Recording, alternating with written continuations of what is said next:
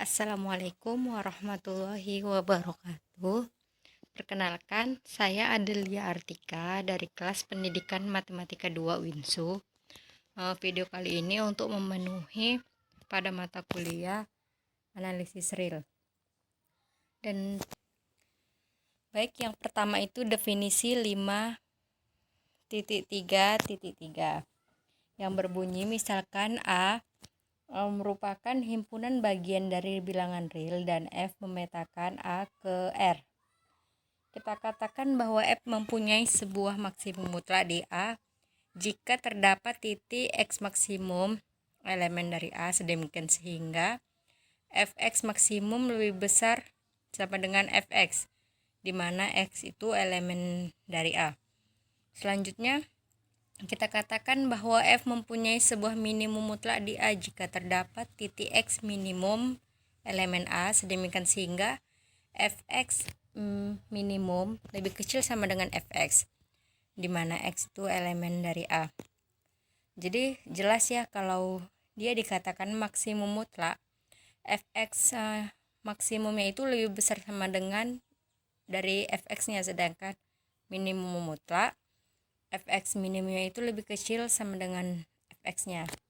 Jadi kita katakan bahwa X bintang atas itu sebuah titik maksimum mutlak untuk F pada A, dan kita katakan bahwa X bintang di bawah itu sebuah titik minimum mutlak untuk F pada A jika mereka itu ada. Selanjutnya, untuk lebih jelas saya akan menjelaskan contoh dimana contohnya itu Fx sama dengan 1 per X. Jadi yang ditanya itu apakah suatu himpunan mempunyai maksimum mutlak maupun minimum mutlak. Jadi yang pertama itu himpunan A sama dengan 0, tak hingga. Jadi kita tahu bahwa X-nya ini 1, 2, 3 dan seterusnya sampai tak hingga ya. Jadi dapat kita notasikan bahwa X itu lebih besar dari 0 dan lebih kecil dari tak hingga. Jadi X-nya itu banyak ya. Jadi karena X-nya itu banyak, maka himpunan A 0, tak hingga ini tidak mempunyai maksimum mutlak maupun minimum mutlak. Sebagaimana gambar di samping ini. Kita tahu bahwa 0-nya itu di atas gini, sehingga dia terus ke samping sampai seterusnya, tidak memiliki nilai yang jelas, dia tuh banyak. Jadi dia tidak memiliki maksimum mutlak maupun minimum mutlak. Ini sampai seterus di titik X ini sampai ada 3, 4, 5 dan seterusnya. Yang kedua itu himpunan A sama dengan 1,2. Nah, kita jelas ya bahwa X itu berada pada dia itu lebih besar sama dengan 1 dan lebih kecil sama dengan 2. Yang pertama itu untuk X sama dengan 1. Kita masukkan nilai Fx itu 1 per X dan X-nya kita ganti menjadi 1. Sehingga hasilnya itu 1. Dan untuk X sama dengan 2, kita gantikan juga X-nya menjadi 2. Sehingga hasilnya itu 1 per 2. Jadi di sini sudah saya tuliskan ya bahwa untuk X yang sama dengan 1 itu maksimum mutlak, dan untuk X sama dengan 2 itu minimum mutlak.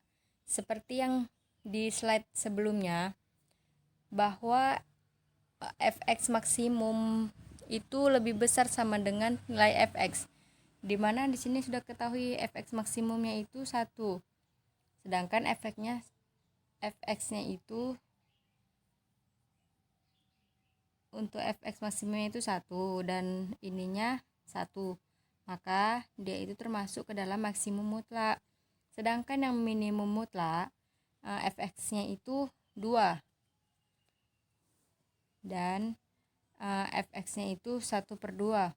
Kan di sini tahu kita bahwa yang lebih besar itu nilai Fx minimumnya, sedangkan seperti pada slide sebelumnya, apabila dia lebih kecil, Fx minimum itu lebih kecil daripada nilai Fx. Jadi dapat disimpulkan bahwa himpunan A 1,2 itu mempunyai nilai maksimum mutlak dan minimum mutlak seperti yang di atasnya itu. Jadi contoh lain, jika sebuah fungsi mempunyai titik maksimum mutlak, maka titik ini tidak perlu ditentukan dengan khusus. Contohnya itu fungsi gx sama dengan tuh x kuadrat didefinisikan untuk x elemen a sama dengan min 1,1. Nah, maka nilainya itu x sama dengan lebih kurang dari 1. Di sini positif dan dia mempunyai negatif juga. Diberikan maksimum mutlak di A dan titik tunggal X itu sama dengan 0. Untuk minimum mutlak di A, untuk mengambil contoh perbedaan yang besar, fungsi konstanta Hx sama dengan 1. Nah, jadi dimana itu X itu elemen real sehingga setiap titik R adalah 2 titik untuk sebuah maksimum mutlak dan minimum mutlak untuk H. Jadi jelas ya, apabila dia jadi X-nya ini positif 1 dan negatif 1. Jadi kita tahu bahwa maksimum mutlaknya itu, maksimum dan minimum mutlaknya itu pasti kalau tidak 1 ya min 1, seperti pada gambar ini sudah saya gambarkan ya. Minimum mutlaknya itu min 1 dan maksimum mutlaknya itu 1. Selanjutnya teorema 5.3.4, di mana teorema ini adalah teorema maksimum minimum yang berbunyi misalkan I itu interval tertutup dan terbatas, yaitu I sama dengan A, B, dan F memetakan I ke bilangan real kontinu pada I. Maka F mempunyai maksimum mutlak dan minimum mutlak pada I. Bukti, misalkan F itu sama dengan Fx, di mana X itu elemen dari I. Jadi berdasarkan teorema 5.3.2, Fi terbatas pada R. Selanjutnya kita misalkan S maksimum itu sama dengan supremum F dari Fi dan X minimum itu infimum Fi. Jadi akan ditunjukkan terdapat titik X maksimum dan titik X minimum di interval tersebut, sehingga X maksimum itu sama dengan Fx maksimum dan S minimum sama dengan Fx minimum. Karena S maksimum itu sama dengan supremum F dari interval, maka S maksimum itu dikurang 1/n. Jadi bukan lagi batas dari himpunan Fi ya. Jadi akibatnya S maksimum, jadi akibatnya itu Fxn itu lebih besar dari S maksimum dikurang 1/n dan lebih kecil sama dengan X maksimum untuk setiap N bilangan asli. Jadi di sini, jadi kita memiliki interval. Di sini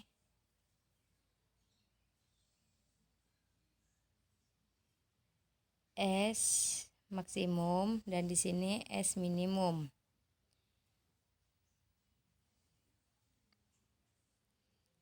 Dan dia akan ditunjukkan bahwa X maksimum dan titik X minimum itu di interval. Jadi di interval ini terdapat X.